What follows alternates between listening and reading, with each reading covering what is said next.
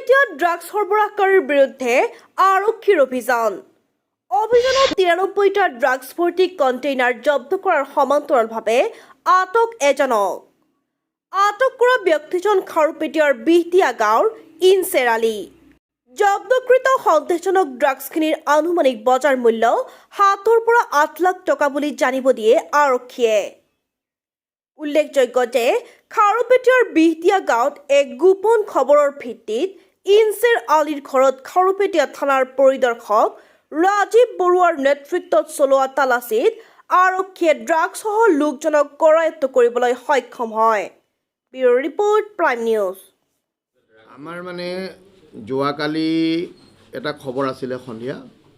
এনেকুৱা খবৰ আচলতে খাৰুপেটিয়াবিলাক এলেকাবিলাকৰ পৰা দুই এটা আহি আছে আৰু মই আজি কেইদিনমানেই হৈছে ইয়াত ভাৰপ্ৰাপ্ত বিষয়া হিচাপে যোগদান কৰা আৰু আমি যিকেইটা পাৰিছোঁ ভালেকেইটা কাম কৰিছোঁ।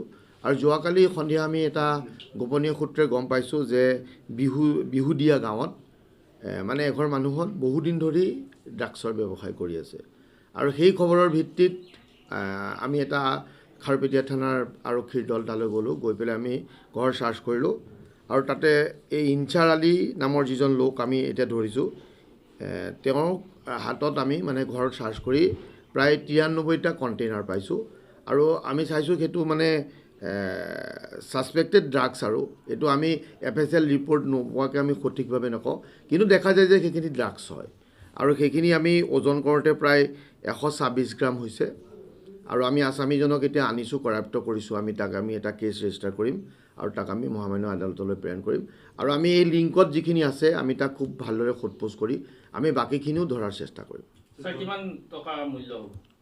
বজাৰ মূল্য কিমান হ'ব, এইটো ৬-৭ লাখ মান টকা হ'ব পাৰে, খুব বেছি নহয় কোৱান্টিটিটো।